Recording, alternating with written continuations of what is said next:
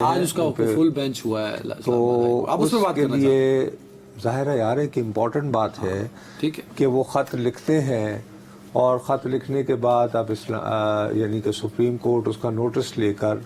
वो उसकी बाकायदा ओपन कार्रवाई भी हो चुकी है, अब शायद 29-30 को उसको दोबारा भी होनी है। तो मैंने ख़ास तौर पर अपने ब्यूरो चीफ आमिर सईद अब्बासी साहब को ज़हमत दी। मैंने उनको कहा कि भाई मेरे हमें बताइएगा कि क्या हुआ वहाँ पे। अस्सलाम आमिर भाई। हेलो जी सर, अस्सलाम वालेकुम। अच्छा भाई आमिर, गुजारिश ये है कि मुझे ये उम्मीद थी सर कि सुप्रीम कोर्ट तो देखें जो कार्रवाई कर रहा है वो तो उसको ओपन कर देते हैं कैमरे के आगे। अब ये फुल कोर्ट इजलास हुआ है तो इन्होंने तो यही मुनासिब समझा कि भाई इसकी कार्रवाई जो है वो इन कैमरा ही रखी जाए। लेकिन जिस किस्म का हमारे यहाँ माहौल बन चुका हुआ है सर, क़यास आराइयों पर मुश्तमिल और ये वो, मेरा ज़ाती ख्याल है कि ज़्यादा बेहतर होता कि इस इजलास के इख्तिताम पर कोई एक मुत्तफ़क़ा किस्म की एक प्रेस रिलीज़ जारी कर दी जाती ताकि मेरे और आप जैसे बदनसीब सहाफ़ी जो हैं वो क्या सराइयों के मुजरिम ना ठहराए जाते। हैविंग सेड दैट, लंबा इजलास हुआ है। क्या बात आप ये बात जहन में रखते हुए कि जब हम पैमरा के दिए लाइसेंस के तहत टेलीविज़न पे काम कर रहे होते हैं तो भाई हमारी बहुत सारी मजबूरियां होती हैं, उन हदूद और क़यूद में रहते हुए आज बिलाखिर जो फुल कोर्ट इजलास हो गया इस्लामाबाद हाई कोर्ट का, उसके बारे में आप हमें क्या बता सकते हैं?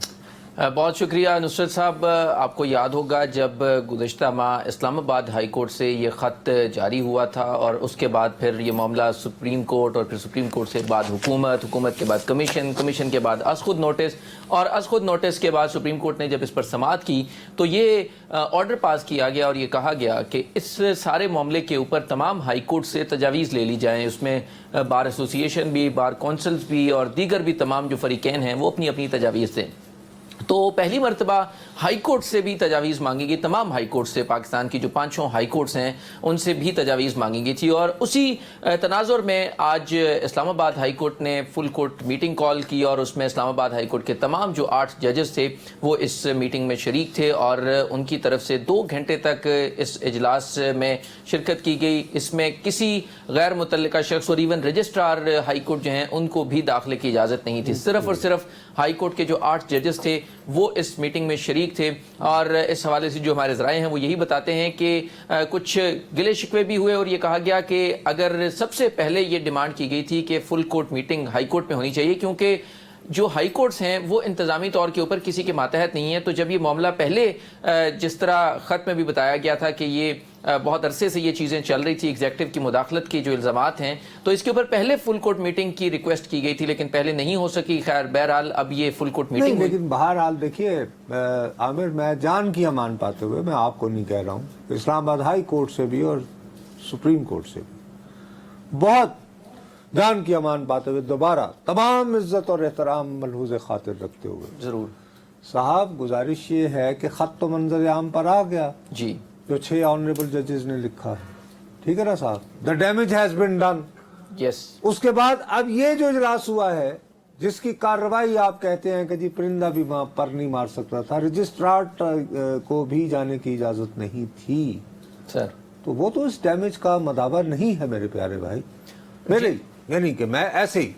आप अगर मुझसे डिसएग्री करते हैं you are most welcome to do that. Sir आप बिल्कुल दुरुस्त कह रहे हैं कि the damage has been done, but अब क्योंकि इस सारी सूरत हाल में अब जो अहम सवाल था वो ये था जो ख़त में भी सुप्रीम कोर्ट ऑफ पाकिस्तान और सुप्रीम जुडिशल काउंसिल से पूछा गया था और ये कहा गया था इस सारी सूरत हाल में